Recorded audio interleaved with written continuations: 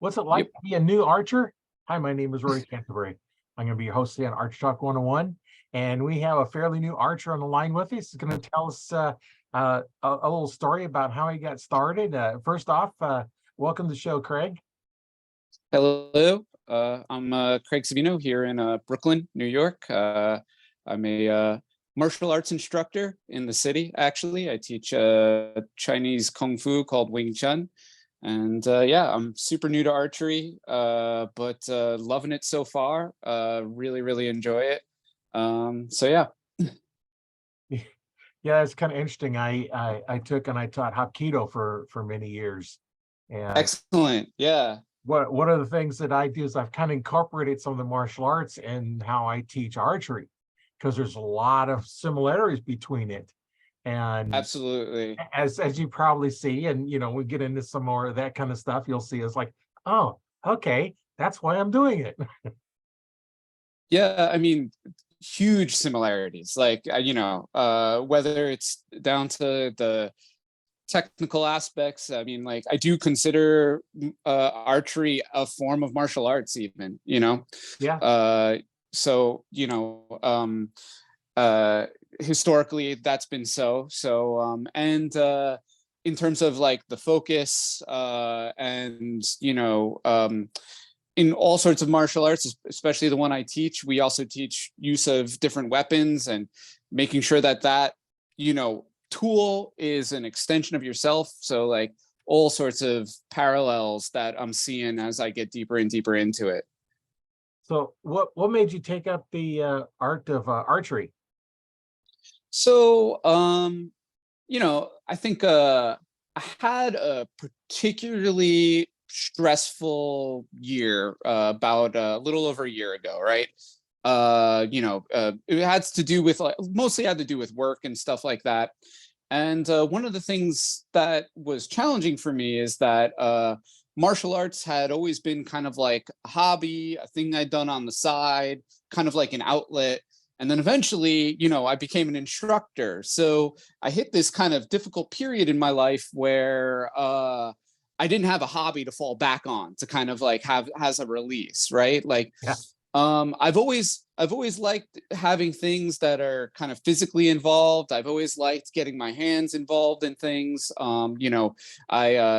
There was a period where, like, for example, I taught myself how to make circuit boards and small electronics because it was just something I could do with my hands for a while. So I was looking for a hobby to do. A friend of mine had been already shooting at a range here in the city, and he got me a introduction class at that range. Went to that introduction class and I was like, oh, this is a blast. I just want to kind of keep doing that. Since then I've kind of like made it a weekly or twice a week kind of activity where it's almost like a ritual. Every Friday when I start my day, I go to the range and get my shooting in. It's like a nice kind of like gets me, helps me clear the mind, makes me feel good, gives me a challenge to try to improve at. I love being competitive. So, I mean, eventually I'd like to maybe shoot league or compete against other people. Right now, I'm just competing against myself to improve. So yeah, like that's kind of how I got started and didn't look back. Now you using recurve, longbow, or compound, or what are you using? Yeah. So when the introduction, so the club that I've been going to is called Gotham Archery. They've got locations in downtown Manhattan and Gowanus in Brooklyn. And their introduction, they offer you to try, you can either try with a compound or a recurve, target recurve. I picked up the target recurve, and I like that a lot. And kind of when I've been going, they have rental equipment, and that's what I've been renting from them when I would go. Typically, is the target recurve. I have friends who shoot. I have friends who hunt as well, and most of them use a compound. But I like I don't know, I like it a little bit more old school, I guess you could say. And over time, I've been, practicing with that target recurve, and eventually I took one of their introductory or intermediate classes shooting traditional and barebow, and that was more fun than anything else. And so that's kind of like the direction I went immediately. I was like, oh no, this is definitely it for me. I love it. Kind of learning to starting to learn how to string walk, starting to learn how to shoot instinctual with the barebow. Like that's I mean, I've only been shooting for a year, but that's the most fun I've had so far. Yeah, it's kind of right along with, with the martial arts background that we both have. It's like that's kind of fits right along in there with it, and Exactly. it's just kind of more the feel, the instinct, and develop, this muscle memory. And well, as you know, and I know, and some of our listeners may or may not know, to be muscle memory, you got to do it 1,000 times. Exactly. Yeah. No, it also is like the repetition, but yeah, that shooting instinctual, the martial arts analogies, I mean, the sports analogy in general, right? Like when someone explained to me how, like, when you throw a ball, you're not looking through a sight when you throw a ball, right? Right. Like onto a mark, right? And I was like, oh, okay. Because like for a while I was like, how am I supposed to even aim without the sight, right? Like, how do I even know what I'm really aiming at? And at first, I started out gap shooting with the barebow, and then once I got a feel for it, then I started trying to shoot more instinctual, and I was like, oh wow, this is a fun challenge. I finally kind of like understand it, and it is very much like when you put some type of weapon in your hand, you have to kind of understand, for example, we use swords sometimes, and when you have the sword, you have to kind of in your mind understand how the edge of the blade lines up with your knuckles, so that Right. when you're moving that sword through the air, you have a mental kind of picture. You're focusing on your target while you're moving your hand, and you're trying to line that edge of the blade with the cut. And I find shooting instinctual very similar, where like Right. you need to get that muscle memory in as to like where you're holding it, how you're holding it, and then repeat it, repeat it. Yeah, that's the thing. Once you have somebody teach you the proper technique, then you just keep repeating it, and that's what we do teach in Wing Chun or Hapkido or any martial art, Yep. including Yep. archery as a martial art. um Yeah. it's been around for 64,000 years, and it ain't going away anytime soon. uh For sure. that there for a while, the bow was your long range assault weapon, That's true. as you're Yep. reaching out long ways away and shooting targets, or whatever you target, whether it be an animal, a human, or just a target. You can reach out a long ways, when you had bows, crossbows, longbows, or swords. You don't want to get on the sword because it's too close. Get off the Exactly. range. And Well, I was joking with my my instructor, because in Wing Chun we have a what's called a long pole, and it's like a 9-foot pole that you hold on one end, right? So it's a pretty long range weapon. So yeah. so relatively speaking, right, for something kind of handheld. And so I was joking with my instructor, like, no, I've got you beat on range now. Yeah. So yeah, that's the kind of idea. But no, but yeah, like they at Gotham, they kind of like start you with that kind of like, they have that practice equipment, and then like once you take a intermediate class, you can rent, kind of like a little bit more higher end equipment, whether it's the barebow or something like that. But I recently decided to get my own gear, because I'm at a point now where well, first of all, I don't want to keep paying for the rental gear, Right. but also I wanted something basically to call my own, to take care of myself, and also so that like it's a little bit trickier here in the city. I think like because you don't have a lot of places you can shoot outdoors, which I kind of like find a bit frustrating, right?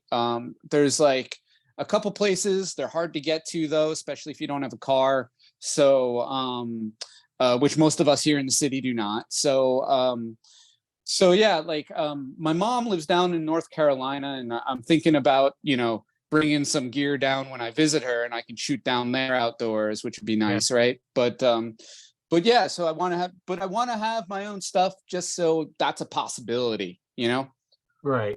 Well, and with your own stuff, it's gonna, how it's gonna fit you. It's gonna fit you. You're gonna be used Right, to it. Go rent something, and you may get the same bow each time. You may not. You might get something different, right, and it's right, not fit to you. That right. thing. Even with Precisely. recurves and trad bows, you've got to fit them to you. Yeah, There's things, different bows are different. And nice about renting, starting out like you did, is new, is you don't have to go out and buy something to decide, oh, I don't like that one. Go out and spend the money for target bow and find it you like a recurve, you like a longbow. Nice to rent them for a little while before you have to go out and spend the money for one. Now you can go research different ones, and a lot of people in the clubs, they're going to say, hey, try this one, see what you think of this one, try this one. And most of them will let you shoot their bows, as long as you remember, do not dry fire the bows. They get real pissed. yeah, right. Yeah, no, you always gotta like, yeah, everyone. Now that I have like gear, a couple friends, like I was showing a friend of mine, and like he kind of like pulls the string. I'm like, do not dry fire my boat. Do not. It's like kind of remind them just. Yeah, non-archer may not know what that is. Right, exactly. Yeah. It's like, okay, do not let go of the string. Yeah, right. If you break it, you're going to buy me a new one. Precisely. How many times people come in, it's like, yeah, the buddy wanted to see it, they drew it back and just let go of the string. They didn't know they couldn't do it. And now the bow's all blown apart. Right. Not only it's that bent axles, broken strings, could be cracked limbs, all kinds of stuff. Yeah, I think like most people I know, it's not very common, I think, here in the city, right? Like, right. So there's not a lot of, knowledge about that. But like I said, I do have a handful of friends that either do hunt or do target archery actually now. So it's pretty cool. So yeah, there's a lot, for a new archer, there's a lot of stuff you can do like you're doing. Just shoot, see how well you can get, and then decide, hey, I want to just do target, or I want to go hunt, or do both. Just because you have bow doesn't mean you have to hunt. There's a lot of people that don't hunt because they spend so much time just shooting for fun, or then you turn in pro, and then now it's a job again. I think for me, like part of the allure, like I said, I do enjoy being competitive. So, and right now, like I said, that competition is against myself. I imagine, in the not too distant future, that competition is going to be against my friends who shoot. And then, beyond that, if I have time for it, if it lines up with my schedule, Gotham has a league that I'd like to shoot in, just to see, how I measure up to other people in the club. And I think that would be a lot of fun. And personally, for me, like, that's exciting, right? I know, like, I love to fish, but like hunting, I don't know if that's really for me, not because of the shooting or the harvesting of the animals, so much as I just don't want to be sitting in a tree blind all like for hours, right? And so, like, more power to my friends who hunt, like, and they're fantastic with it. Like, that's not my scene. So, like, that's kind of like where the division is. It's not about the shooting at all. It's just about the kind of just sitting there for a while. Like, as much as I love to sit in the woods for a while, I love it, but I like to do it comfortably. Well, there's some pretty comfortable tree stands, and you got That's fair stuff, and that's fair. That's fair. the nice thing is you're going to be out there in nature. and you're going to see things as an archer sitting in a tree stand, camoed up, that nobody else gets to see.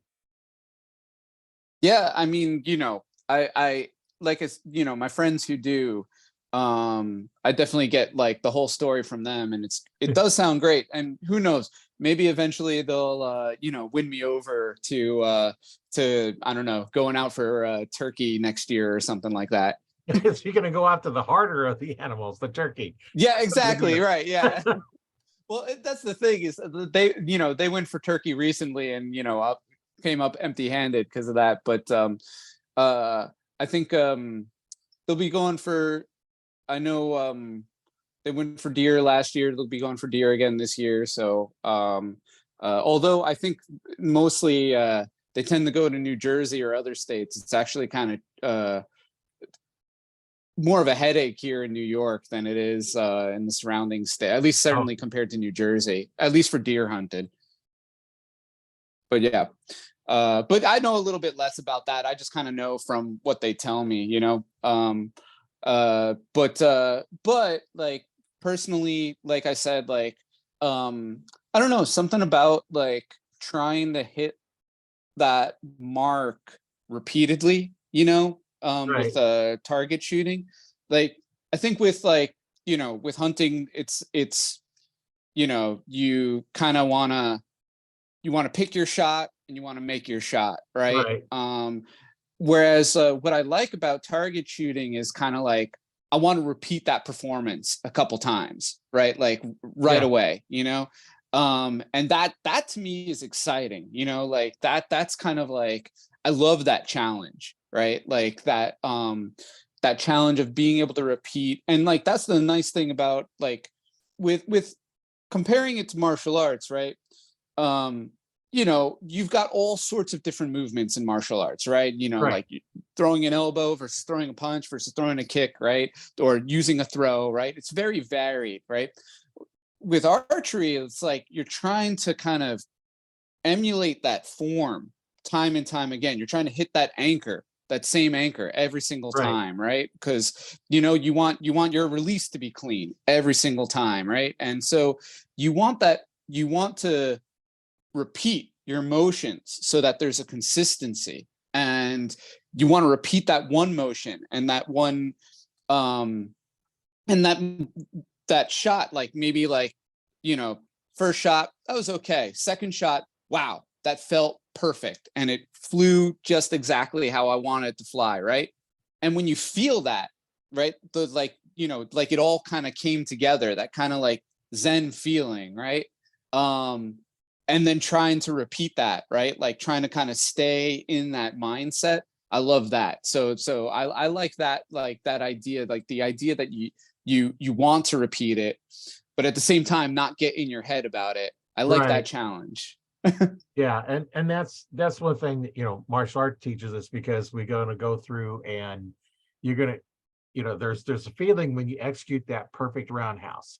It just feels so good and it hits good. And our focus is right. And like when you're breaking a board, you don't look at the board, because then you don't break it. You have to look to where you're going. So you got to ignore the stuff in between and execute the technique perfectly. Because if you don't, you're punching a board and you don't execute that technique perfectly, you hurt your hand.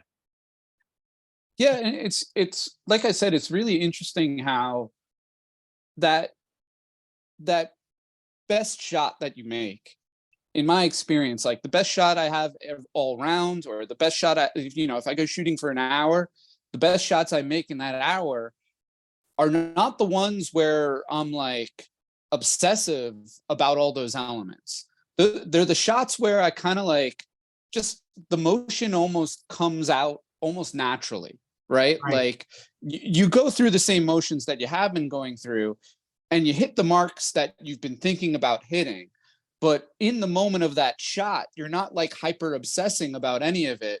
It all just comes together as kind of the motion, right? Like, and the focus on the target, all kind of like, it's hard to describe because there's nothing really to describe in terms of what's going on in your mind, right? You've got your focus on the target. and it's almost like your body goes through the motion on its own accord. And then all of a sudden everything kind of falls into place. And so like being able, like chasing that is like so much fun. You know, it's the fun that I always got out of practicing martial arts, and now it's the fun that I get out of shooting archery. Yeah, it's like, you spend a lot of time training, developing reactions and stuff. And, like now, used to be if something fall off the table, I'm reaching for it as it's falling. But now, if the training, it's like I go for it, I'm wait for it to get to my hand. It's like, boom, Right. there it is. And Right. let it follow, come to my hand instead of doing there. And, that comes in from, some of the practice where you have the kicking pad and you're ready to punch and they drop it and you got to punch it. Well, you can't punch where it's at because it's gone. You got to judge that, and that's some of this same things that we do in archery. And one of the things I teach when I teach it, I don't teach off to the side in front of you. I teach almost straight off to the side because I want that hand to be pointing to the target. My index finger Yes. points to my target. Same thing you're doing when you punch, it goes straight to that target. And you want to have your hand going from here down to this point in between here. What I tell is like having martial arts experience, like, okay, think a heel palm strike. Okay, that's where you're pushing from. And those not in martial arts wouldn't have a clue what I'm talking about. That's why I ask you know anything about martial arts. And if you do, you know what a heel palm strike is. That is your pushing point because that aligns up to go straight to your target. And one of the things that I do a lot of practice is I can practice my technique without a bow. Because I have a string that I have that has a loop that fits around my thumb, and then I can push with it through my hand. I use a release aid. You can do it with fingers as well. And then if my form is off, that string hangs up on my thumb. When my form is on, that string goes straight to my target.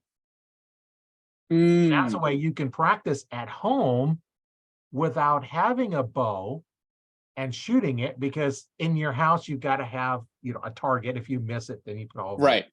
And it depends on if you own or rent. Probably where you're at, you're probably most likely renting.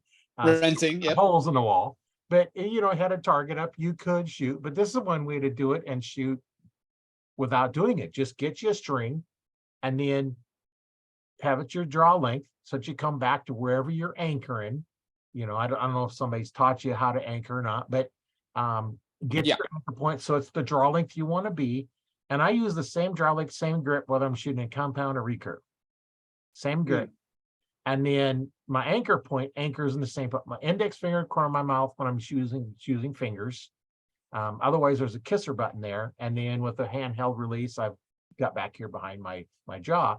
And then the handheld one, it's over a little bit different. But you still have right here in that corner, and then practice on releasing and having that hand go straight to your target. When that string comes off straight, you have a good force going straight to your target. How are you going to break? When you break, most force going through the target, and if you're off to the side, now it's like instead of punching the board straight, parallel to it, you're off at an angle. Now you're not hitting on the first two knuckles, you're hitting on the second or third one. Well, a chance of breaking your hand, but you don't go through.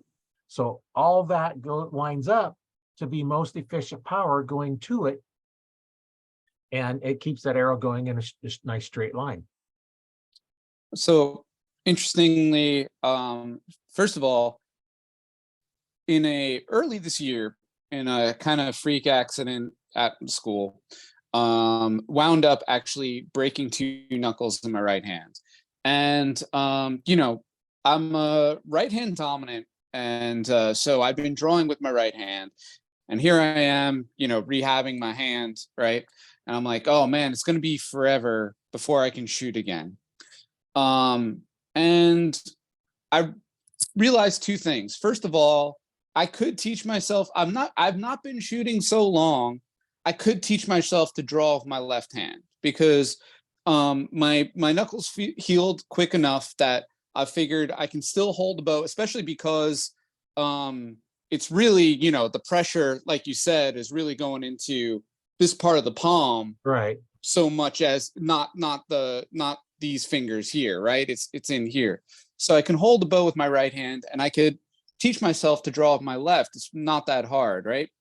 And the other thing I realized is that I am, as a matter of fact, cross-eye dominant. My left eye is my dominant eye, but my right hand is my dominant hand. So I'm cross-eye dominant. So what I started to do before I went back to the range was I got some resistance bands, and I was just practicing, that push with Right. my right hand, just to make sure I could do that. So I could feel the pressure in there. I can kind of get a sense for what that feels like, and also make sure I could take whatever pressure was coming down my arm there. And then also practicing with the same resistance band, just making sure I could draw that weight with my left, and felt it pretty comfortable. And I'm the bow that I got. It's a 30-pound draw, so it's not super heavy. At least not for my standards. I'm an Right. athletic guy as it is, and a lot of the muscles involved, especially in the back, are the same muscles we use to punch. So yeah, I found it very natural to switch to left hand. I'm shooting better lefty than I was righty, so Well, it was and a good fatal switch. It shooting was at kind of will.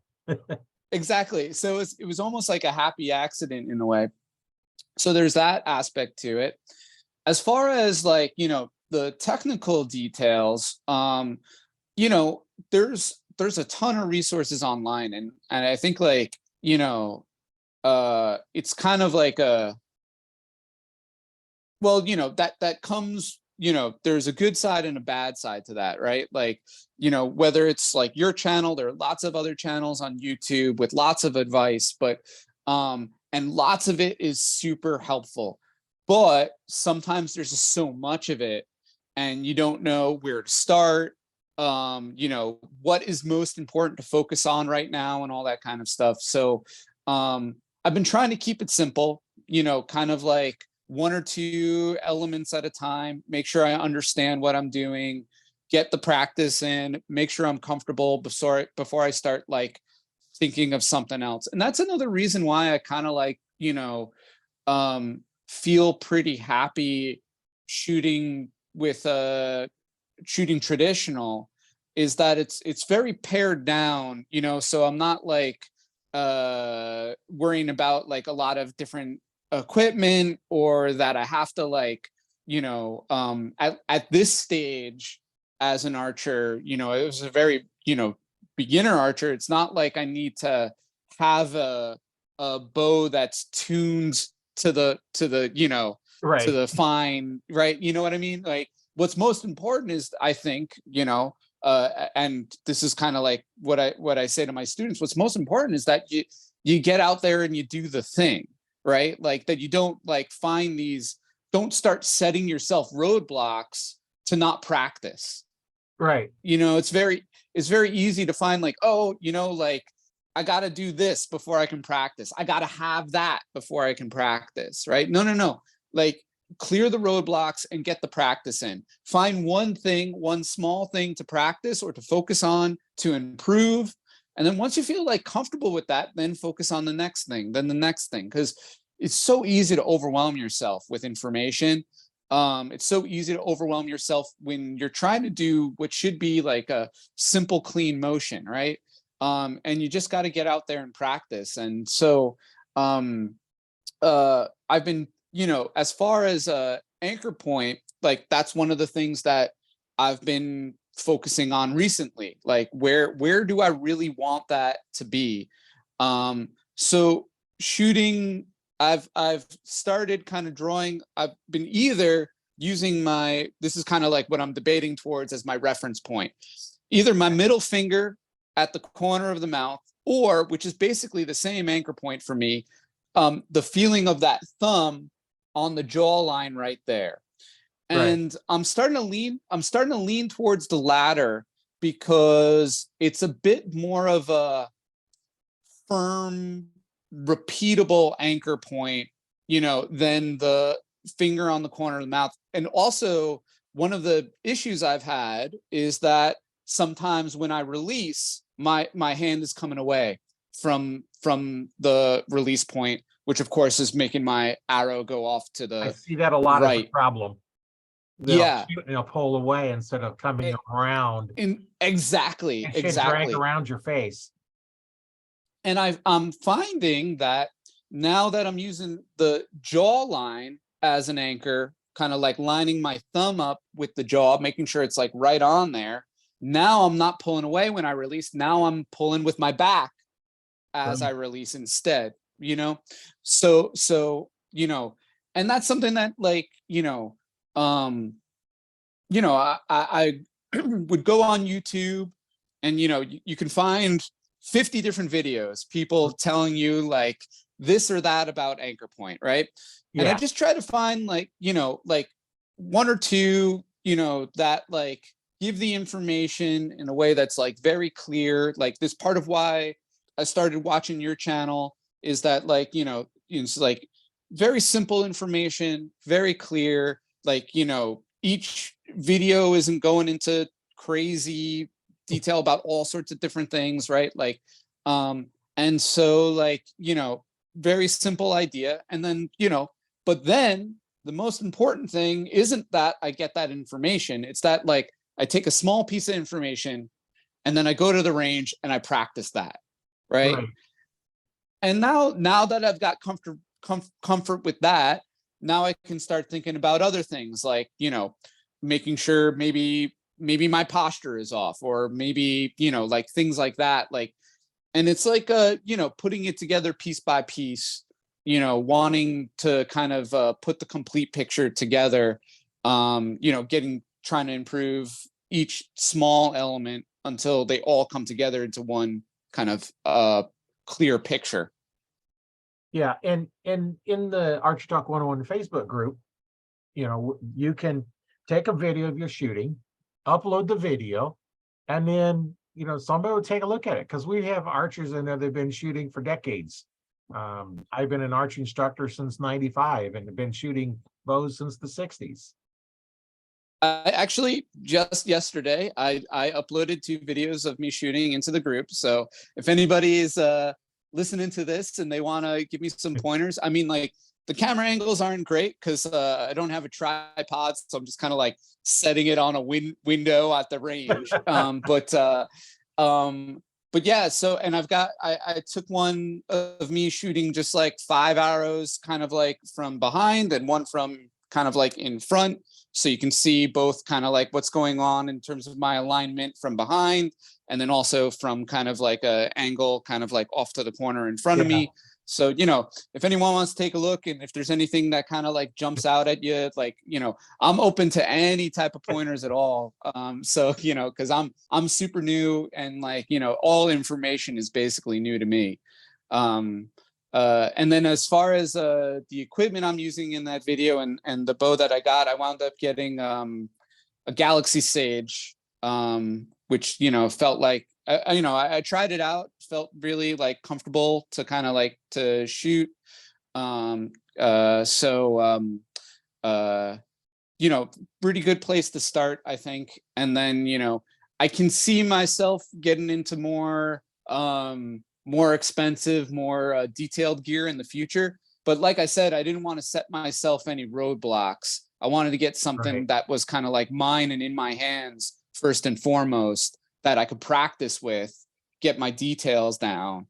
And then once I'm like, happy with that, then maybe start looking into something a little bit more with a more competitive edge, maybe. Right. But like I said, like, I just want to get out there and shoot. That's the big thing for me. That's the big thing. Yeah. And a lot of times you can, just like they used to do, Japanese, they would, when they was teaching archery, you might draw the bow back and let it down 500 to 1,000 times, not even sticking an arrow in it yet, because they're just learning that muscle memory. Go back, That muscle memory, draw, yeah. get your anchor point, draw, get your anchor point. And one of the things you can do, if you do have sights on them, like in a compound, with your eyes closed, draw back, get your anchor point, open your eyes. If you're not on target, something's wrong with your technique of getting there. Maybe I never even thought off. about that. Yeah. Maybe your hand is off. Don't try and adjust your hand while you're at full draw, because it never works right. Let down, get your thing there, and move back. Yeah, James in the group's got is you can definitely get overwhelmed with all the advice out there and methods. I find it's best to dissect the styles and advice, take what feels right, and create your own style, stance, shot sequence. And that's Yeah. it. You know, there some of these guys in here have got a lot of experience. We've got actually, full-time instructors, college level, the NAS program. So we have a lot of people have a lot of experience in there and teaching different things. And a lot of them are in there better at the recurve than I am. I don't shoot it as much. That's what I started with, but I'm more in, like my background picture, wherever it Yeah. is. Yeah, you Compound. guys see it. Yeah. Yep. I can see it. It's kind of nice on an archer with a compound shooting at a deer over the nice little sunset. And It sure is pretty. yeah, I seen that picture. I was like, okay, I got to have that in there. So yeah, you just got to figure out what works for you. And one of the things that when I was first learning back tension release, which is kind of what you're doing with recurves as well, is we were Mhm. standing, maybe 3 feet from the target, enough that we could bend over, grab the arrow, and pull it out of the target. And we're shooting with our eyes closed.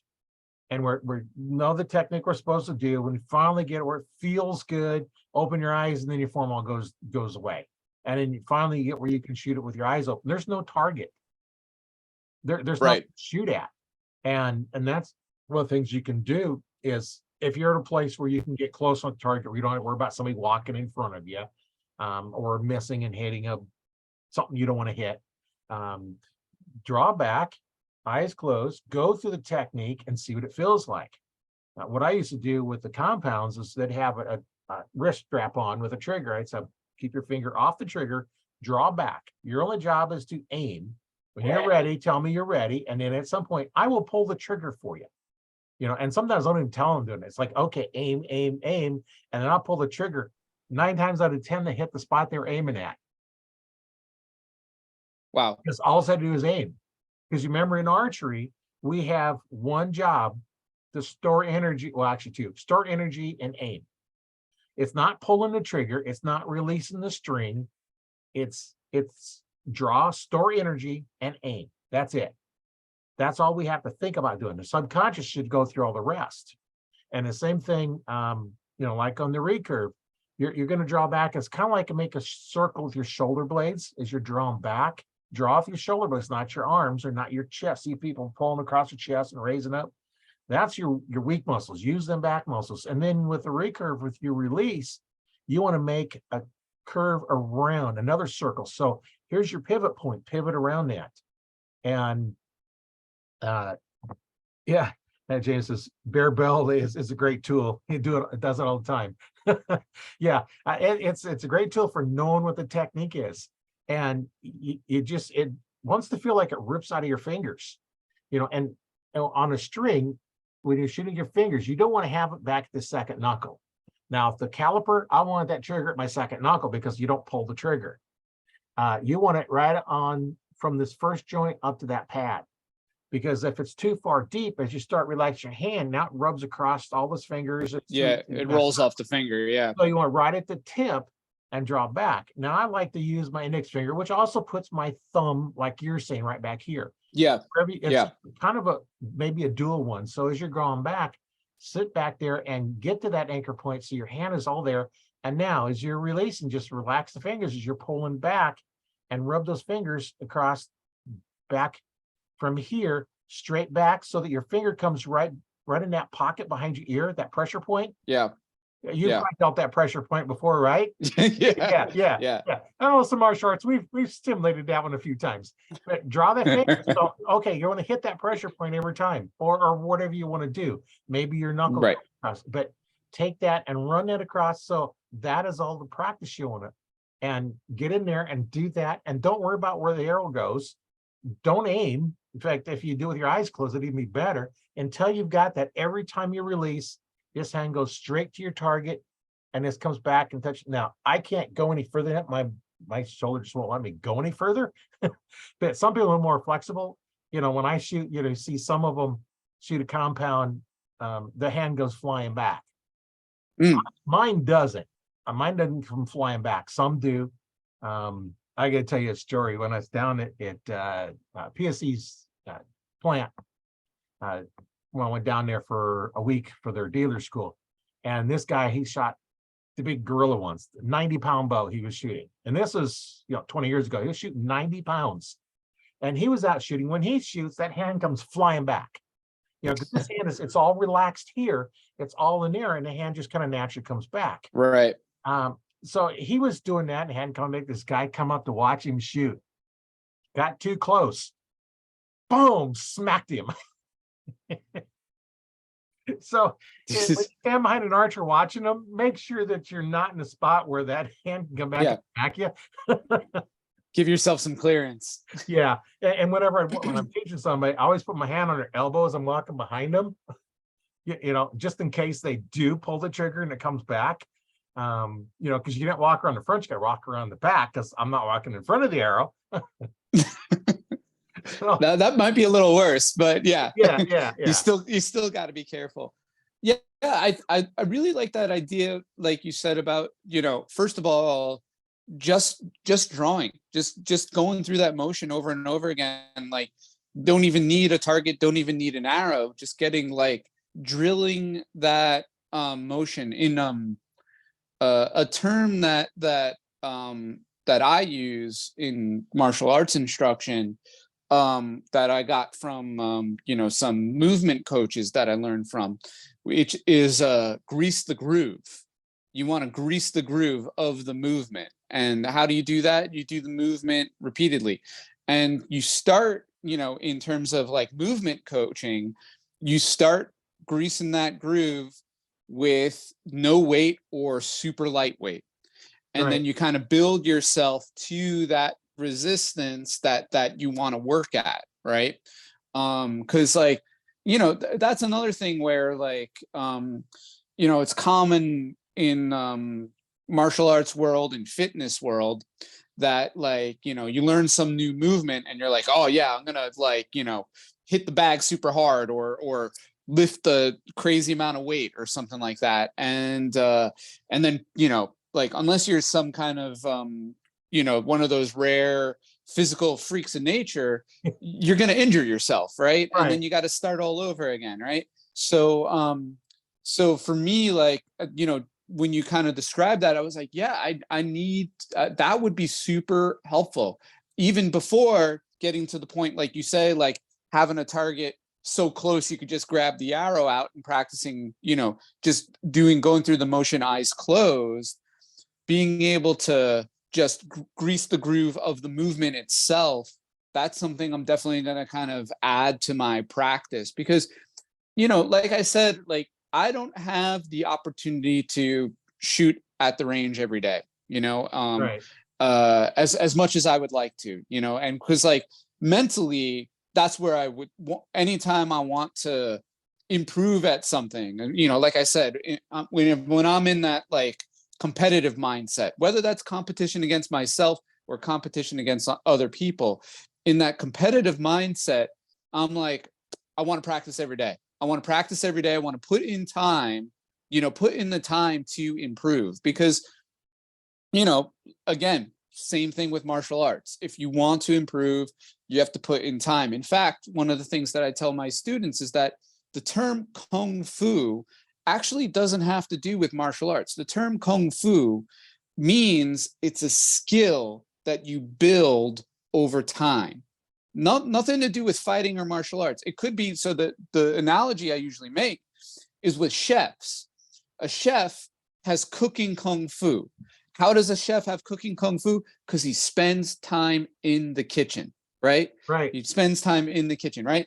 And so with archery, you want to build archery Kung Fu. And how are you going to do that? Well, likely you're going to spend time on the range, right? Or you're going to spend time, but you don't always have that ability, right?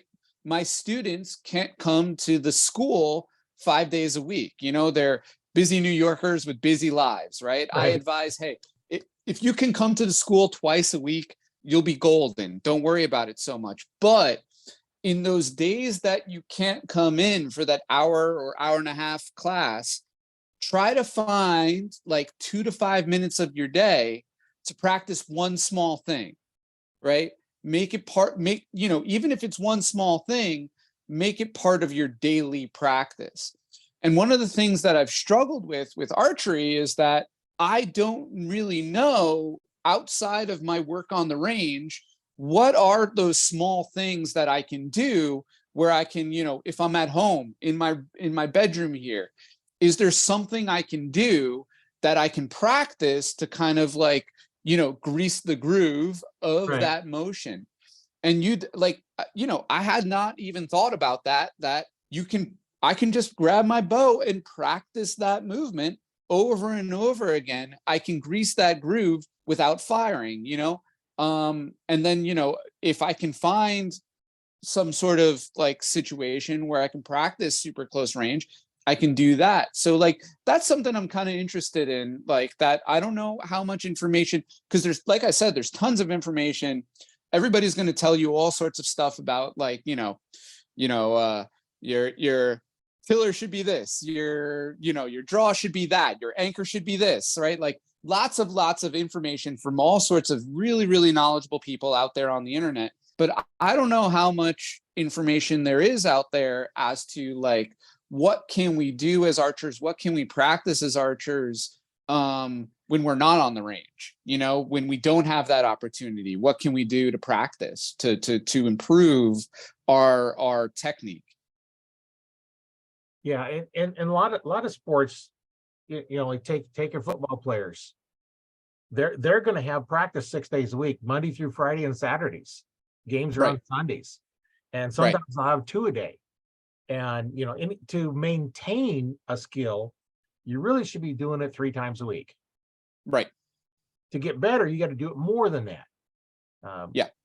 I know when I was competitive roller speed skating, we would have 6 practices a week. And these are 2-hour practices, and we weren't just rolling around in circles. We were flying around in circles.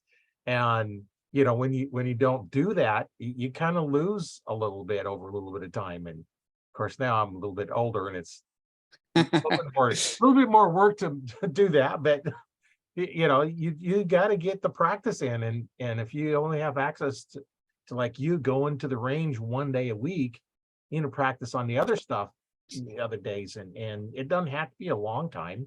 You can take and grab your bow and just draw back, get your anchor point. Yeah. Draw back, get your anchor point, and do that 10 times every day. Yeah. Eventually you can get the anchor point. Then the next thing is to actually draw back, and now then, even without a bow, go through there without a bow in your hand, and now work that hand across that face. Work the hand across. Yeah. And so now you have this technique. So now you go hit this point and then back, and you can do that just anywhere. Right. If you're at work or something, just take that hand and hit your anchor point and go back. That's all you're doing, is that part right there, without even a bow in your hand. And at least now you've done it 100 times. You've done it 1,000 times. You've done it, multiple times.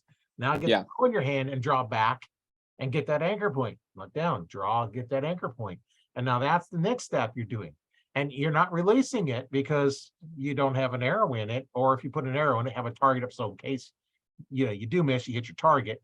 And they have bag targets that stop them really well, and they pull out easy. So you can take one of those up. So if you do actually, let go of it, because it can slip out of your fingers, it has happened. So put an arrow in it, draw back and let down, draw back, let down until you hit that anchor point every time. And do with your eyes closed, open your eyes and look at a chart. Are you lined up? Does something feel off? And so you can do that. And now then next thing, go through that and then shoot. And you could do that in your house, because you're not shooting long distance. Yeah. Just hang the target exactly right height. And I would make sure that, if you do miss, you have, something leeway. Yeah. A little leeway, those bag targets, a good 2 feet square. So if you're lining up and you're close to it, you're not going to miss it. And then absolutely. Somebody comes in the room, they're not going to walk in front of you. I wouldn't shoot across your doorway. You lock the door so nobody can just come in.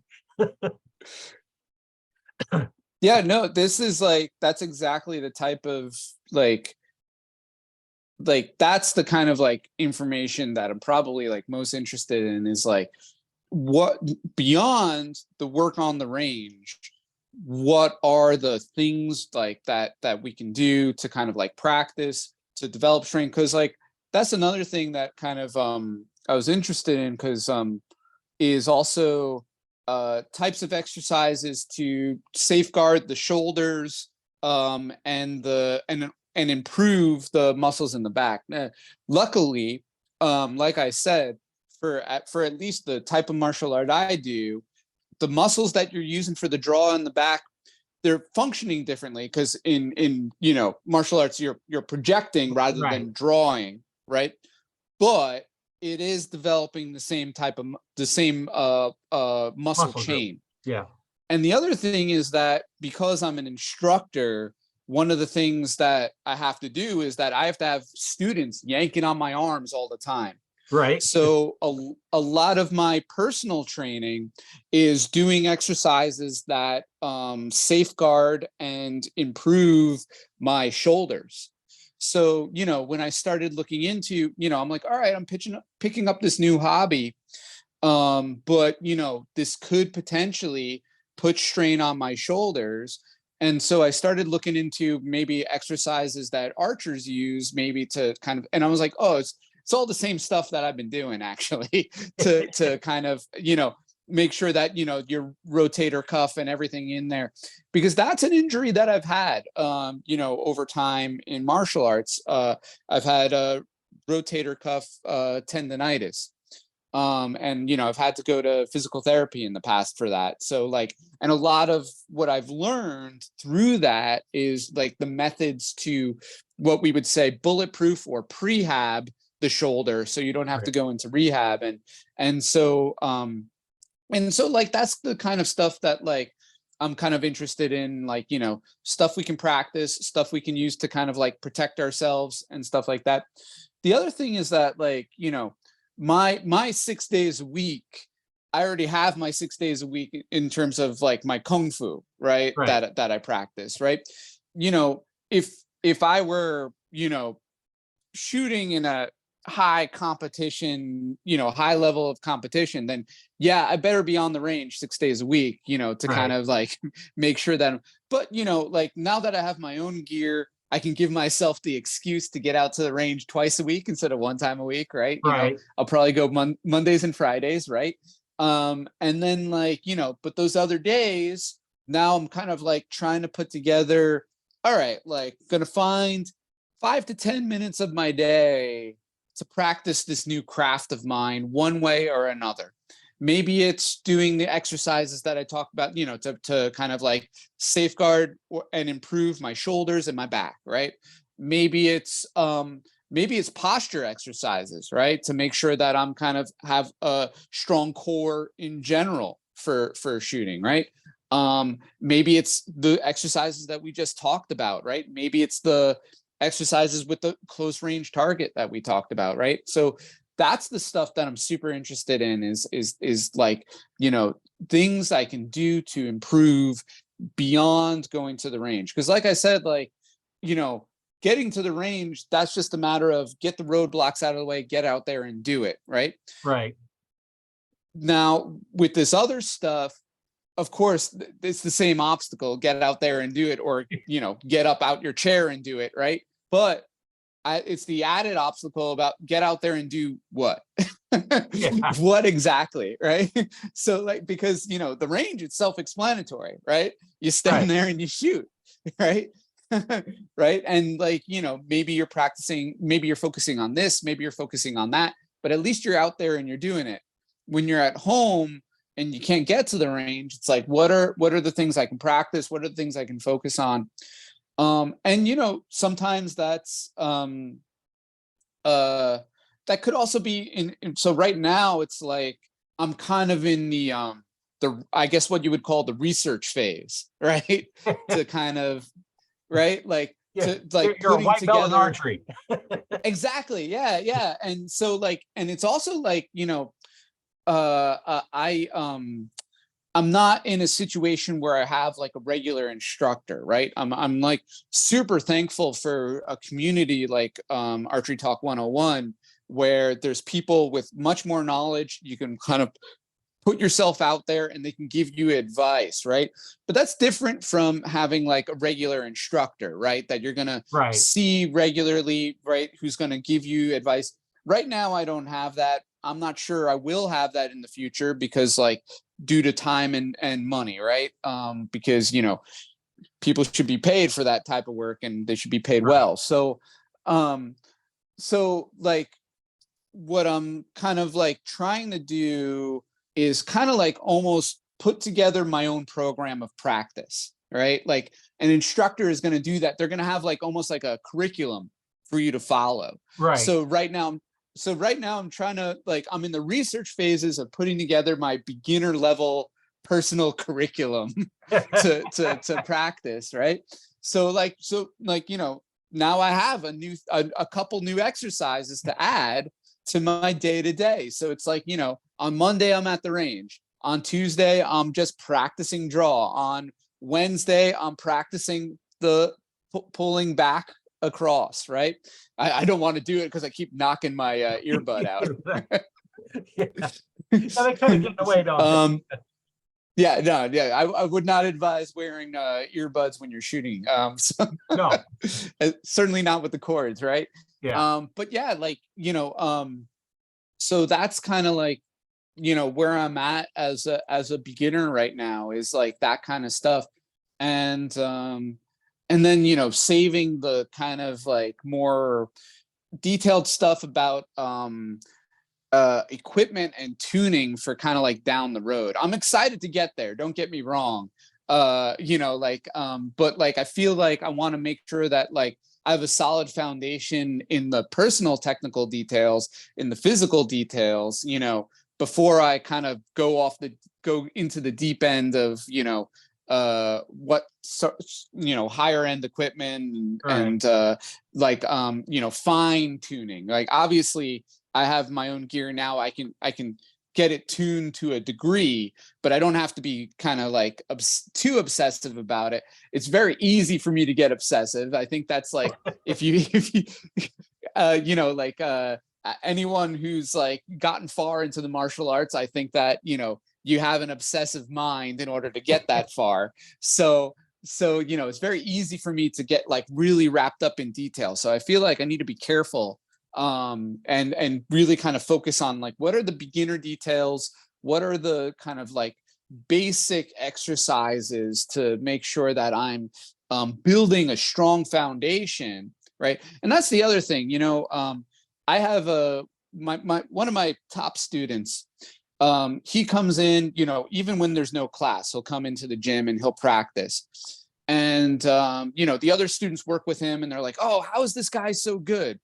And like, he's good at all these like really like difficult things. I'm like, because he comes in and he practices, and when he practices, he just does the basics. He doesn't do the fancy advanced stuff, even though he is a very advanced student. He practices basic footwork, basic movements, Right. basic kicks, basic punches, right? And he does that twice a week. He comes into, and of course he practices that when he comes to class. Maybe he does that on his own as well, but I see him in the gym doing that on his own, those basic movements, and his foundation is so strong that I can, give him any type of advanced technique and he picks it up right away, right? I Adding can all the talk to him. basics together to form the new technique. Exactly. So that's kind of like where I'm trying to keep myself mentally right now is making sure that I understand what those basics are and that I try to kind of repeat them over and over again so that I can go forward with a kind of strong foundation and not worry about that. Cause like that's the type of running backwards you don't want to do. You don't want to like run back and have to fill in the blanks when it comes to basics with Yeah, any it's hard type to of do. physical movement that you learn. Yeah. So yeah, that's kind of where I'm at in my learning. Like I said, the research phase. Well, and probably the best thing for somebody starting out like you is, one, remember, don't get that shoulder up. And you can prove that Yep. in your class. Have somebody push that shoulder up and push on that shoulder, see how much to move the body. Drop the shoulder down and see how solid they are. And that's something that you can even in the martial arts class, Yeah. in Chandra Habitos, you can get the strings and have them practice that pushing, because that's the same basic technique you're going to use when you're doing a punch. It's a little Yep. different angle, but now it goes the same way. It gives you the force, because when you start getting, instead of being straight at the target, if you're off at an angle, when that hand goes off, it goes back to straight, because you're pulling sideways on it. And you can do that too, just take your hand off in front of you a bit and then pull on that, just pull straight on that thumb, and then see how much pressure is when you let go, your hand automatically goes back to the normal position. And so remember that, because that causes shoulder problems when you raise them up. Same thing when you're drawing. If you have a double way up, it raises that shoulder up. You want that shoulder down, because now your tendons are holding the shoulders stable. Yeah. You don't want it that. So what I would probably set up a program for you, like, would be, okay, Monday, no bow, no nothing. Just bring your hand back to your anchor point. Do that. Like you're drawing, back to your anchor point. Hand out, draw back to your anchor point. Do that for 10 minutes. And that's all you do. Or if you want to do it longer, but 10 minutes. And then on Tuesday, draw back anchor point and hand across your face. Follow through. Anchor point, Practice follow through. Anchor point, follow through for 10 minutes. And now then on Wednesday, grab your string that's your length and pull back, get that length and go through and see if that hand pushes straight out. If it doesn't push straight out, now start back over. Anchor point, and then anchor point, draw through, string, anchor point, draw through, until you get it where it goes straight off your hand. Now then you get the bow in your hand.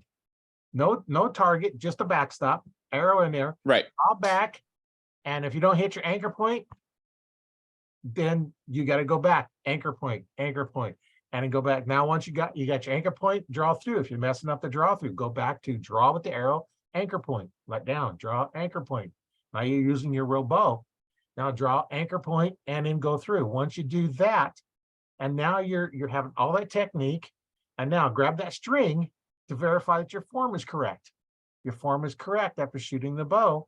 Now then you've developed that technique. Every week you do that. You go to the range, no target. You're not shooting targets for a while, probably a month. Don't shoot no targets, nothing to shoot at. You're going through at the range, not different environment. Now you've gone through now at the range. Now then the next week you're going through the same practice, anchor point, draw, you follow through, with the form with the string, the arrow, and then check your form. Now once you've done it where you can go to the range and everything feels the same, now then put a target up. And now you're going to aim, and you know what? You're going to go back no target again, because it's going to mess up. And just keep going through that. And now that you have a target, you don't care where you hit, but you're concentrating, focus on just the center of the X. Not the whole target. The only thing that exists is that X ring. And whether you hit it or not, doesn't matter. And then you keep going through that and going through that. And next thing you know, you're in there. Now then you can start worrying about, okay, now where do I need to aim to hit it? Because you don't care. You just have the spot in there. You don't care where you're going. You just care about the focus is only on that one little spot. Just like we do in martial arts, we're focusing on the spot we want to hit.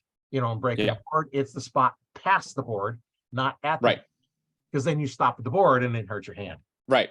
We've all done that. Breaking something is like, okay, I'm not focusing through this. And then you focus through it, and then it's like you smack the person holding the board because you went through so far.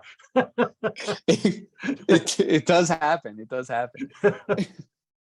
Especially like, with a spin kick or something like that. You hit it a few times and the holders are kind of weak. And it's like, okay, you go through and you bury through so far and you hit them in the chest. And it's like, well, hold it more solid next time from the start. but it's a lot of technique, like the Yeah. master I was learning from, he'd take a candle, take two pieces of regular writing paper, cut holes and hang the candle. This is a real candle, and break the candle and the string without tearing the paper. I was like, oh. Then he started doing two because it's too easy. And it's like, so I tried it. And I was able to do it. You take the candle, you break the candle in half, and you don't tear the paper. And Nice. that's all just learning the proper technique and executed. Because now I probably couldn't do it because I haven't worked out in those things. Right. Yeah. But hey, I've done it, and it was kind of cool when you do it, and but it's that practice.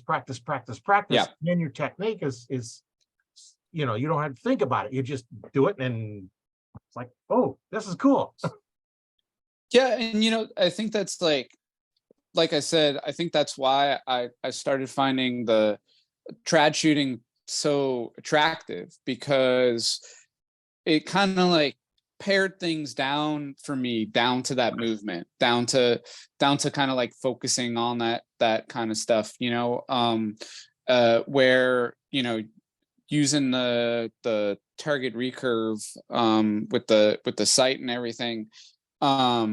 Sometimes I felt myself getting distracted by the sight, even, in terms of like repeating the movement. And I could see, in the future myself kind of like maybe returning to that just to kind of play with it, because fact of the matter is, like, it's not that I don't think that's fun. Like it's not like I don't want to shoot a compound, right? Because that's fun too. It's just I find it a little bit more, I don't know, like clean isn't the right word, but just kind of like pared down. So I'm like more focusing on myself and my movement. Right. And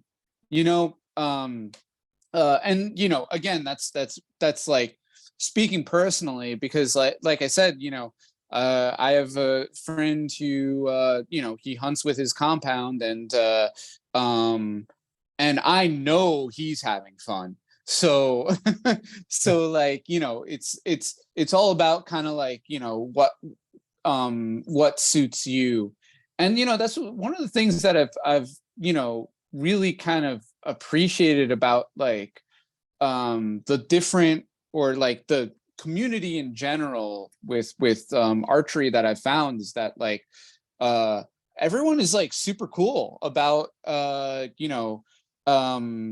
whether you shoot compound, whether you hunt, whether you don't hunt, whether you shoot paper, whether you shoot traditional and bare bow, whatever it is, like everyone I've encountered is like, oh, that's cool. Like, oh, like, and then if they do have advice to offer, they're like super excited about offering that advice, and kind of like making sure that the other archers that they know are kind of like improving and having a good time, and kind of like know what's available to them and stuff like that. So like, which is like really, really interesting to kind of encounter. And I'm sure that like I'm a beginner. I'm sure there are politics out there in the archery world that I'm just kind of not as aware of, right? But like, even on a very basic level, comparing it to like the politics in martial arts, I don't know, archery is a lot more laid back in my like, experience right now than the politics in martial arts. Cause like, especially in traditional martial arts, especially in Kung Fu and Chinese Kung Fu, man, like there's so much kind of like nonsense, and there's a lot of like upfront, like, oh, I'm your Kung Fu brother kind of stuff, and then like a lot of like nonsense, behind the scenes and stuff like that. And I've not encountered anything like that so far in archery, and I think like that you can have like a community like yours, and like there's like lots of different like YouTube, like I said, like different people offering advice and stuff out there, and like I said, like everyone that I've encountered has been like, oh wow, that's super cool, like I do things differently, it's really cool that you're into that, I'm into this, let's talk shop anyway. Like that, I think, yeah, that I think is like something that like, if I, as a beginner, if I could say like one thing to the more kind of like people in art, like try to maintain that, right? Because that's not something that I think you find in a lot of whether it's like craft or martial art or other kind of, and archery's has a competitive element, right? Like where, you can and yet there's like so much I think encouragement out there for people to improve, to get better, and so like that to me, like, is, I was going to shoot either way because I think it's fun, but kind of meeting other archers, whether it's online or in person, and kind of getting that kind of like open, welcoming, encouraging attitude, that's been a really helpful and of course encouraging sort of thing to kind of encounter, and very exciting actually, to kind of like realize that like the people around you, the people you're going to meet,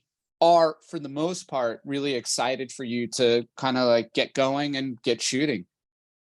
Yeah, I know. I've talked to people before. They were at a tournament, and the person they were shooting against was helping them. Yeah, They're struggling, and they're out there to win, but yet they're helping you right. get better, because you know what? The better you get, the better they get. Just like in any sport. I've done it, when I competitive roller skating, I'm out there skating with somebody's better than me. I skate better. Same thing in martial arts. Right. Somebody that is better than you, you're watching what you're learning from them, and it makes you better. If you're hanging around people that you're the best at, you're not going to get any better. There's nothing to push you. So you always want to have somebody around that is a next higher level than you that you can learn from. And most of us archers, we're going to help teach you. That we're going to help you out. And that's what the group is set up to do, is help you out. And that's why I call it Arch Talk 101, because we're out there to help new archers. We've got archers in there, they've been shooting for 70 years. And we got archers in there like you, basically 7 months, or a little bit more. Yeah, there you go. Yeah, exactly. And we got people that in there that just shoot for fun. We have some that have formed hunting groups. We have, and I've interviewed a lot of these. We have archers from all over the world in the group.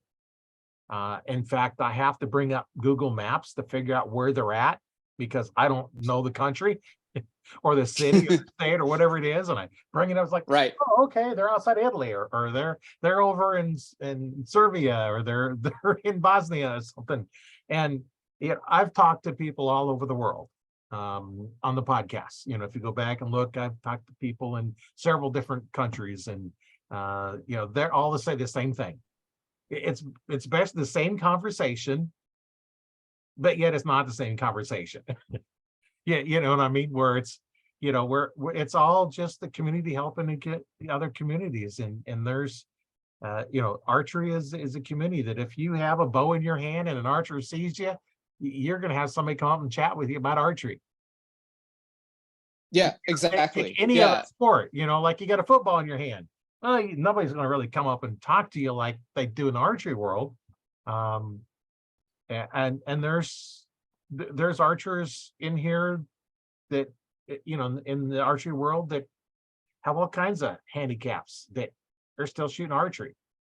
It's super cool. And like, I think it's like, really, like I said, like I've not encountered that in the martial arts world, or at least not in the kung fu and traditional martial arts world so much.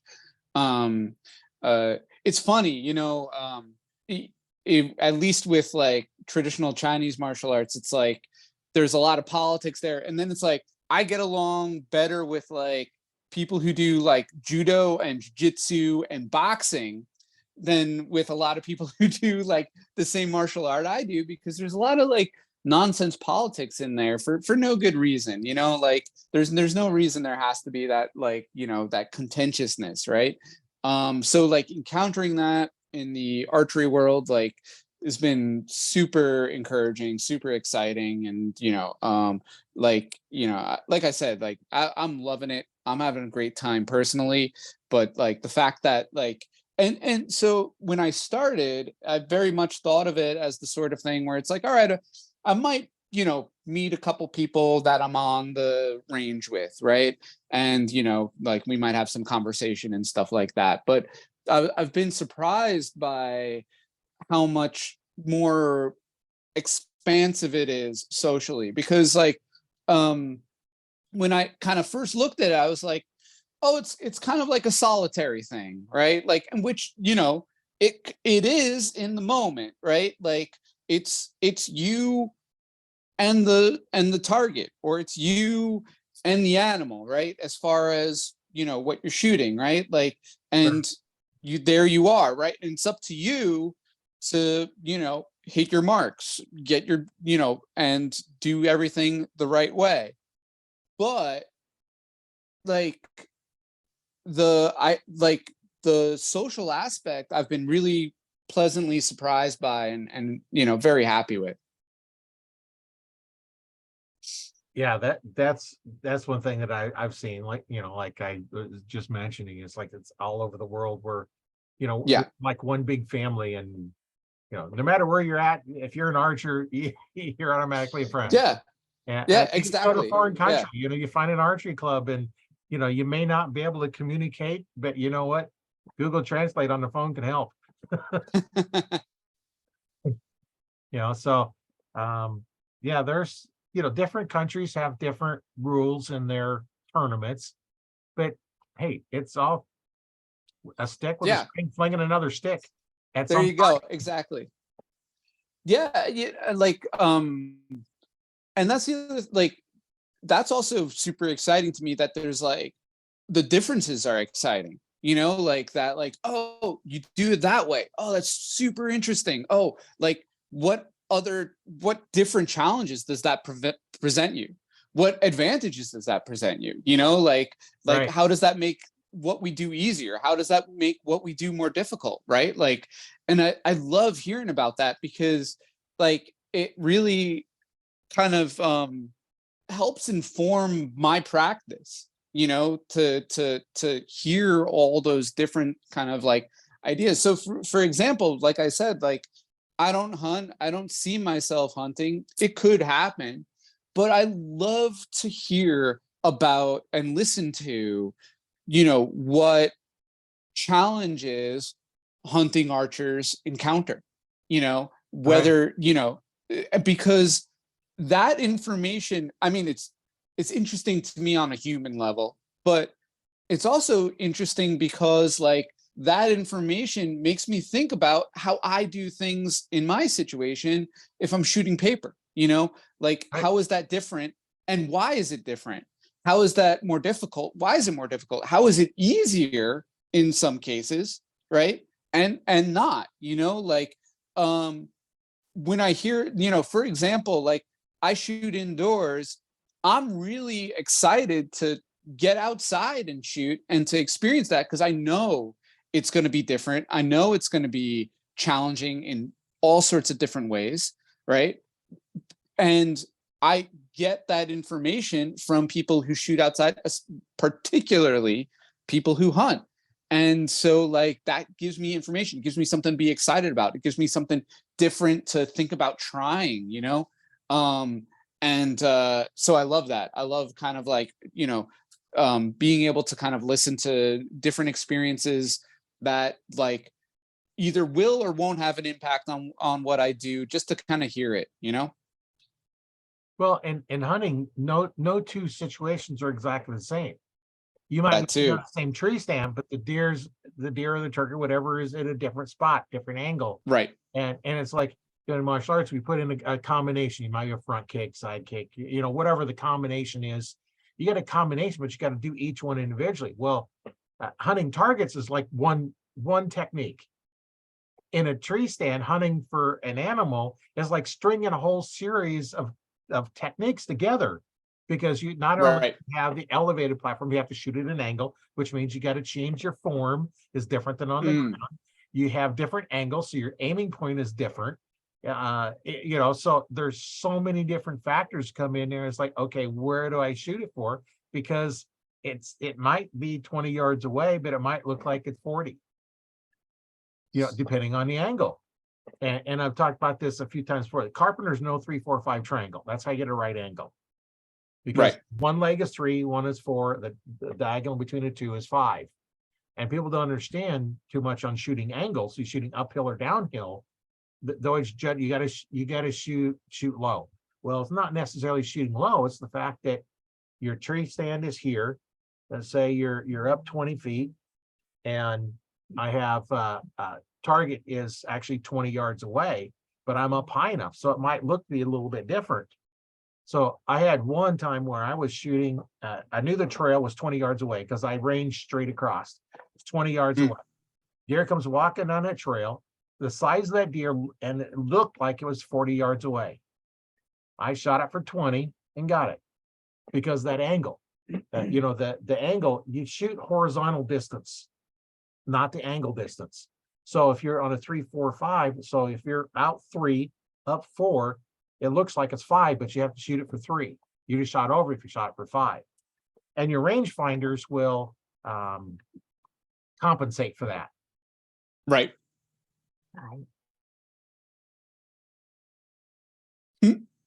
My wife's leaving. go to the bank or something.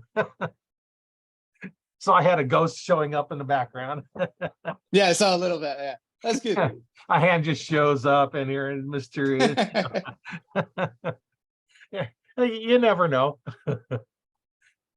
Yeah, it's there's a lot to learn in there. So now you got to do trigonometry. Right. So you have a different technique. You got to do math, figure out your angle, and then you got to figure out, okay, your body has to be the same. So from the waist up, it never changes. Whether you turn forward, backwards, up, or down, where the waist up that's your form. That does not change no matter what you're doing. If you're shooting up, you have to bend at the waist to shoot up. If you're shooting down, you got to do that. If you're in a tree stand and it comes off the sides, you got to bend at the waist, but nothing from the waist up changes. It can't change because that's your form. If you change that, if you drop your arm, well, that changes the angle the peep is going. It changes the angle everything else is going, and you're just going to miss. So that's multiple things that you don't run into when you're shooting at targets on the ground indoors. You don't have the wind. Now you have to deal with the wind. And that's another technique you got to put together, how to fight the wind and still keep your form. So hunting poses challenges. I was watching an outdoor competition that was in the rain, and I was like, oh, that must be hard as hell. But like my watching that wasn't like, oh, that's something I'm not going to encounter. I watched that. I'm like, oh, I want to try that. I want to see how hard it is. I want to see how I have to adjust, and like, that's what I mean. Like, like I'm competitively minded, not necessarily about, I need to be better than anybody else, although that can be fun. But in the sense that, like, I love a challenge, and I love to find something where I have room for improvement, and I have kind of like a path, at least a somewhat clear path of what that improvement looks like, like that's, there's everything that, like, the things that I enjoy most, in terms of like learning new things, improving at things, like that's what I love. I love some kind of challenge like that. So hearing about kind of like how you need to adjust, the things you got to kind of like do mentally, and that's the other thing is that, like, the fact that, like, there's a intense physical and mental aspect to archery, and that, like I was saying earlier, those best shots that you shoot are when those things come together so well that you don't even realize how well they came together.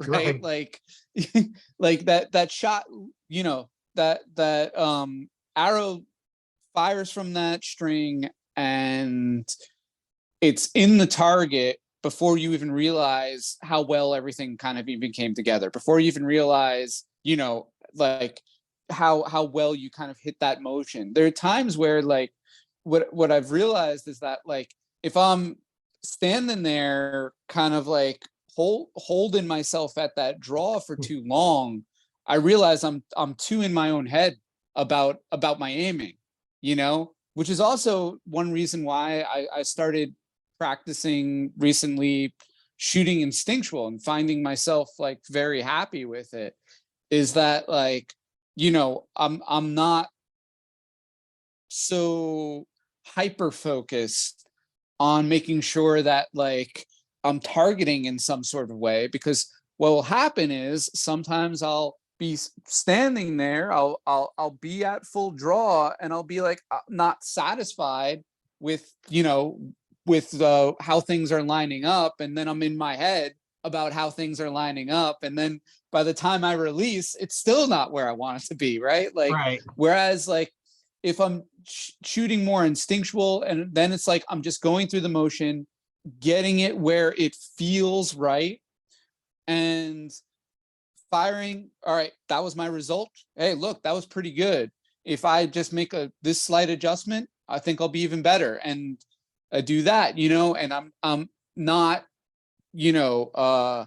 falling into this trap about, like, everything needing to be exactly perfect, like everything kind of like, not in my head, like doing a math equation in my head, like, about, like, like, well, my back should be pulling this much, and it's like, no, it's you just need to kind of like, you need to find the feel, and like, kind of like, so these things become a little bit more automatic rather than thinking too much about it. And, like, I'm still a beginner, so I know that I'm gonna be in my head like a lot, and, like, because there are certain things I do need to work on.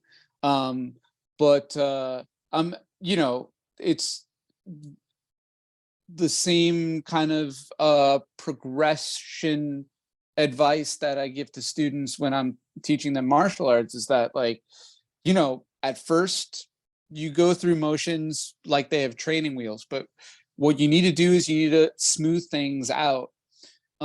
Usually I use the old phrase for them, that slow is smooth and smooth is fast. So if you want Right. to, if you want to be quick, make sure you practice slowly.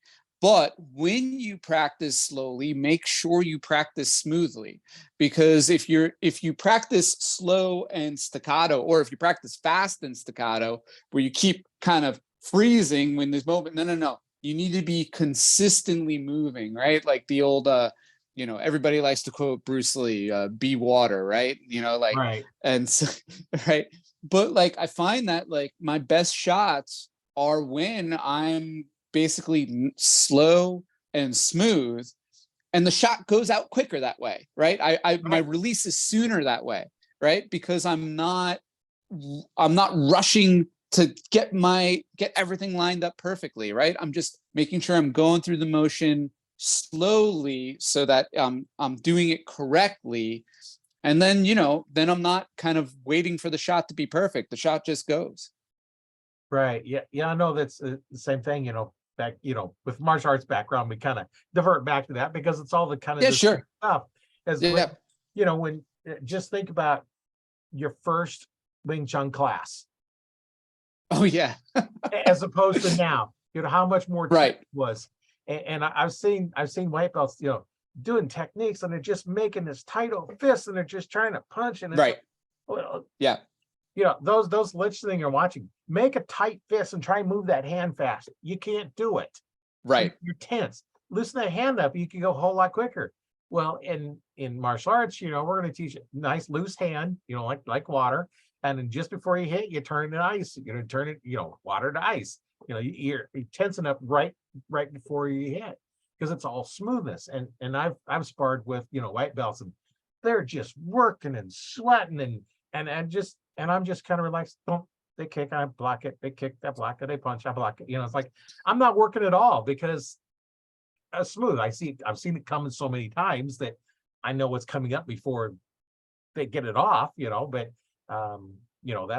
that's just one of the things you get by doing it over and over and over. And you kind of learn things, like there was one time I was sparring with a green, I was a boxer. Boxers like to put those ribs open. Well, Yeah. I think it was a sidekick. I started sidekick as he punched open them ribs up. I stopped the kick and he still was end up pissing blood for a while because he run into my Right. foot. Because if I'd have pushed and kicked, You would have gone right through him. Yeah, exactly. oh yeah. He'd have probably never got back up and come back to class because he'd have been hurting that bad. It's Yeah. just one of those things that you just have to relax and you're aware of things going. As you draw back, you're gonna feel what's going on, and as everything feels right, don't think about what's going on. Just you've done it so many times. You're focusing on where you want the arrow to go. You're not watching the arrow fly. You're looking where the arrow wants to go, and you just go the thing. And because you've practiced all those elements, and it just goes. I think that, with it's something that I've started to come to realize with archery is that like it's easy, or it was easy when I was getting started, to kind of fall into the trap of that image of the full draw, right, and the anchor point, and thinking of that as like something like as a very static thing, right, as a position, right. It's a very similar problem in traditional martial arts, where you learn a form, and when you learn the form, you learn different shapes, different positions, right, to kind of like have your arms or your legs in as you do the form. But the form is just, like when you're actually sparring, you don't want to pose, right? The moment you pose is the moment you get hit, right? And it's all about, it's all about continuous movement, right? Like you need to always be moving. And what I've come to realize is that the archery is no different, that it's not about a static position that you're trying to hit. Although there is the anchor point. The anchor point is really just like a point of reference so that you are, hitting the same mark through the movement. And that's why I really like the advice you gave me earlier about the follow through, pulling across, right? And about practicing that pulling back and across, right? I really like that advice, and I'm excited to practice that because it's a really helpful reminder to me that shooting is a movement. It's not a static position. It's about movement that, we're doing.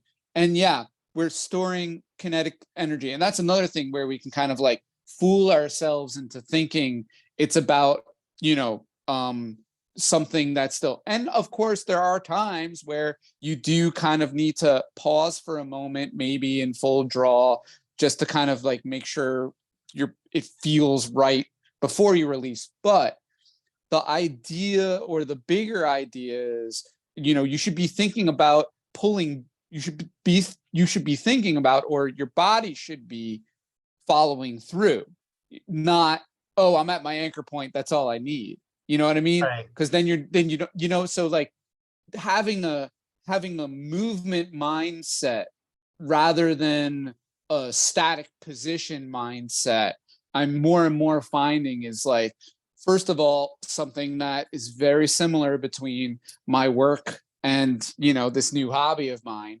And then also like finding it very, very helpful in terms of making sure that like it feels right. And that's the best thing about it to me, is that like that's so exciting, right? When it feels right, and you see, like, you watch that arrow fly, it lands where you want it to land, like that's like you feel it in your body. Like it's not just a mental feeling, it's a physical feeling of everything kind of like coming together. Like it's so much fun. Yeah, no, there's been times when you draw back and you don't think it's a good shot, but the shot feels just like it's supposed to, and arrow Right. goes where it's supposed to. But you thought it was a bad shot when it went off, but no, it was a good shot because everything worked out like it's supposed Exactly. to. And Exactly. trust the process, and you know, Exactly. Trust the process. like everything, when you draw back, if you draw back, you get your anchor point, you hesitate 1 second, and then follow through. Do that every time. If you draw back, hit your anchor point, and just keep going, then do that every time. As soon as you stop and change that sequence, now you're out of sequence, and now you have to think about it. As soon as you start thinking about the draw process, that's when you're thinking about it and you're not aiming anymore. Because Right. you can't aim and think about anything else. Right. Right. So while you're aiming, if you have to think about, for those that shoot a wrist strap, if you have to pull the trigger with your finger, you have to think about moving the finger because it's a fine motor skill. In archery, aiming is a fine Right. motor skill. Humans cannot do two at the same time. Now, there are some that practice enough that appears they're doing two, but they're thinking about one and the other. They're able to transfer two thoughts, Right. quick. Like I'll teach people, it's like quick pulling the trigger, and it's like, okay, now aim without thinking about pulling the trigger. And now that they say, well, I can do that. But now then switch hands and it all goes away. So that's one of the things that we have to think about, when you're doing that is make it an instinct. So you don't, if you have to think about it, like now doing the basic technique, you don't think about it, you just do it. Yeah. You don't have Just to do think, it. I need to do this and this and this. When you first started out, day one in your class, you had to think about, I had to do this and this and this and this. Now you don't think about Right. it, you just do it. And that's where we want to get to in archery. It says you're drawing back, you just do it. You don't think about it. It's just automatic. Yeah. There's no thought in it. Once you take the thought out of the process, it becomes a reaction. And Yeah. And then, once you kind of like, I think those exercises you gave, one of the reasons I'm excited to practice is because like that's exactly the smoothing out of the movement, making that movement smooth and automatic rather than kind of like, freezing up on it, right? Like, so that I can focus on what I need to focus on in that moment, and that can become smooth and natural. Like that's kind of like exactly what I'm looking for in terms of, basic exercises to like, keep myself practicing on the day to day. yeah, that's the key, is you just keep practicing. And when you do it for Yeah. a while, like in your martial arts, if you stop it for a month, you come back and you're a little rusty, but you don't take long to get back. When you're trying to Right. help it takes a lot to develop those skills. And now it's one of those things that you just do. And those that shoot a long time, they develop that. It's just a habit. Yeah, I think like I said, like those fundamentals, and when I very first started, it was hard to figure out what those fundamentals were supposed to be, Right. like which fundamental, like because there's a lot of different elements to it, right?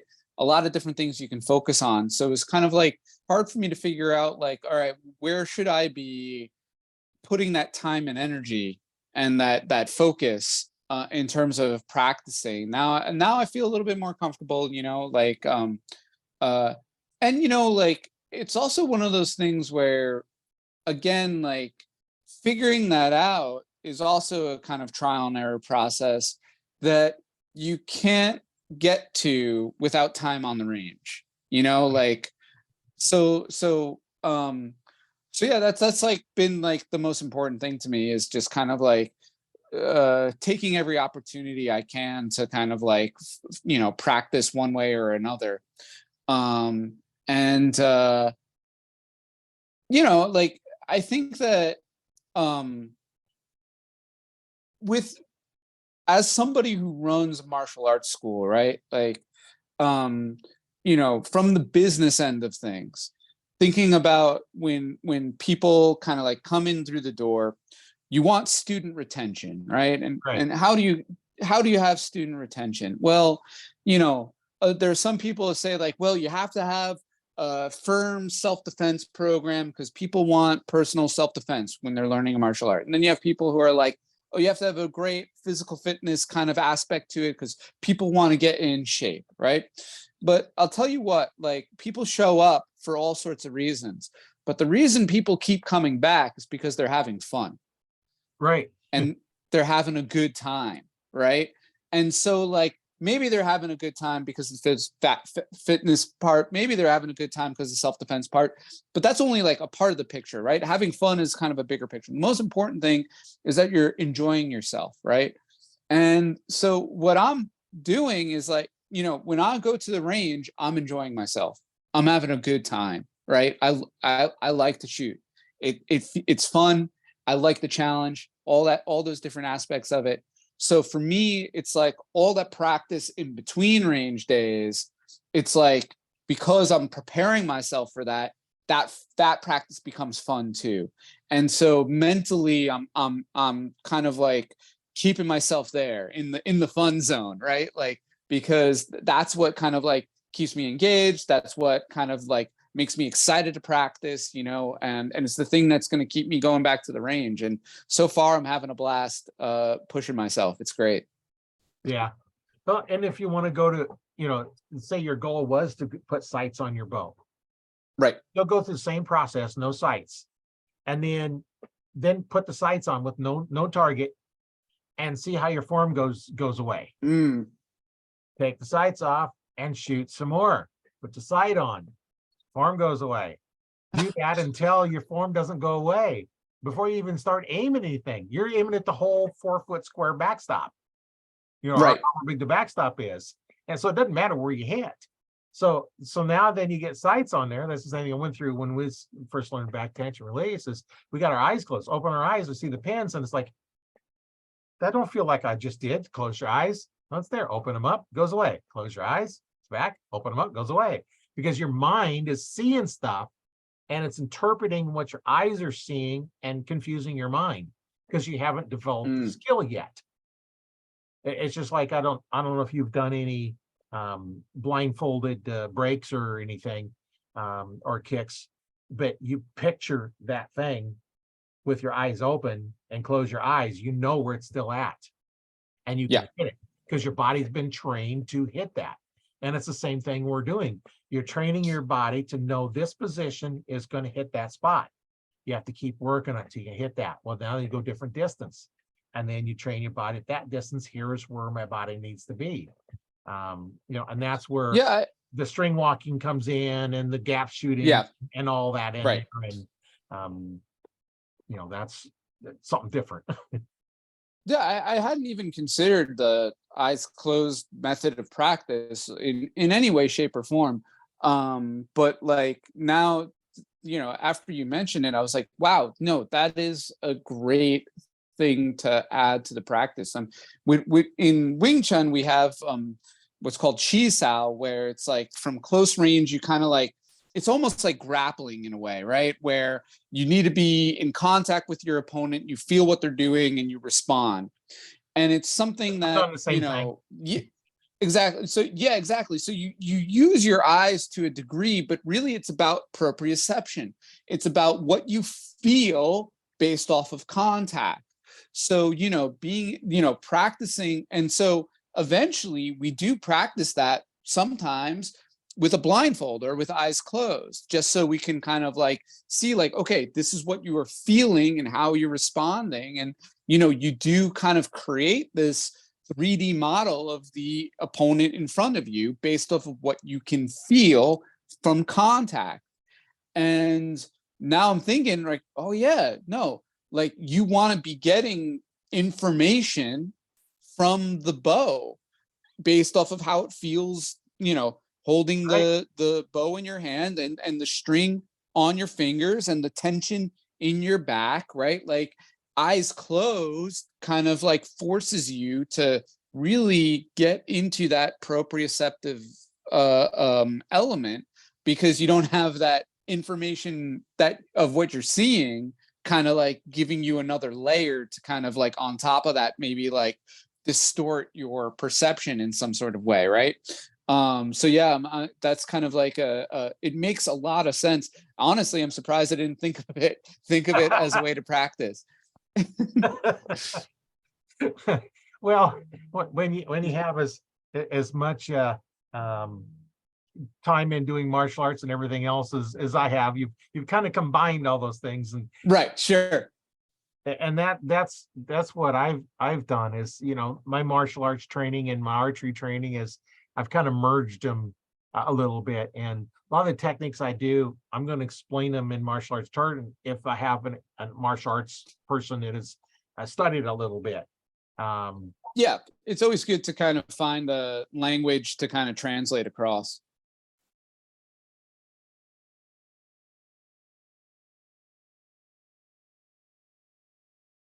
Oh, I think your audio cut out there for a sec. Yeah, yeah. My wife called. My son's been trying to get a hold of me, and I've been Oh, okay. ignoring the call, and so she called me. She's trying to get a hold of us. Like, tell him I'm on a call. Yeah, but yeah, it's I've taken and when I explain how I teach, I teach what's best for me, and then we modify it. Hmm. Same thing we've done in martial arts for decades. This is the technique, but I might have to explain it different or show it a little different and modify it based on body type. And that's just some of the things you learn over the decades of doing this kind of stuff. And um, there's the same thing when we're sparring. We don't stare like they say, well, watch your eyes, that's what's going on. If I'm staring at your eyes, I can't see your feet and hands. So, Right. Yeah. so we don't really look at you, we just kind of gaze. If I kind of gaze Yeah. right at the chest level, I can see your feet moving, I can see your hands moving. I don't have to stare at them because I know I can see them moving. And it's just all perception. And when you're shooting a bow, you're kind of you're focusing a little bit different. You are focusing to a specific spot, but you're letting everything else around you just consume what's around you. You're aware Yeah. of it, but you're not really focusing on it. So it's kind of reverse of when you're sparring. There, you're not Yeah. focusing on anything specific, but you're aware of everything. Well, in archery, you're focusing on a specific, but yet aware of everything else because you're not really staring at it. You're seeing it. A perception of something comes in, like some targets you don't want to shoot comes into your vision, you catch it. But other than that, you don't really pay attention to it. So yeah, it's we're I think we're almost 2 hours now.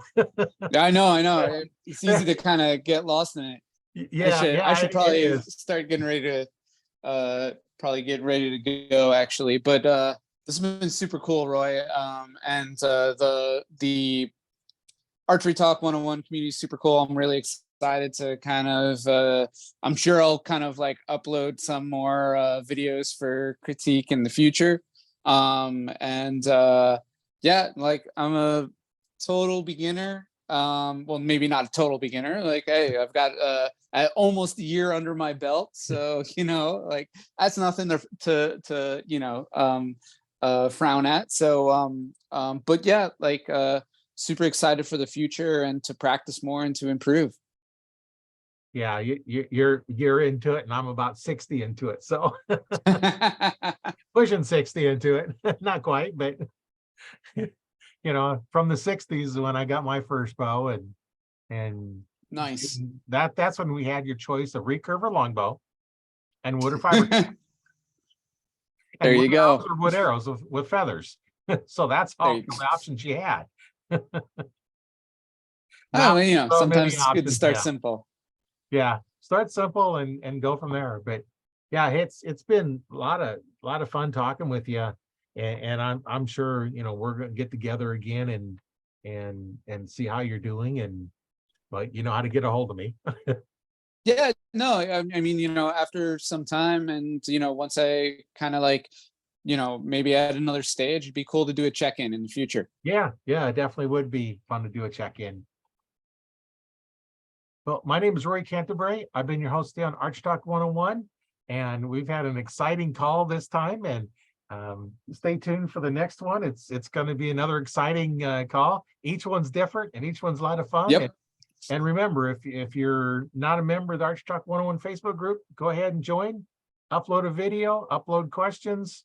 We have bow techs and we have archery instructors in there, and we have all kinds of experience.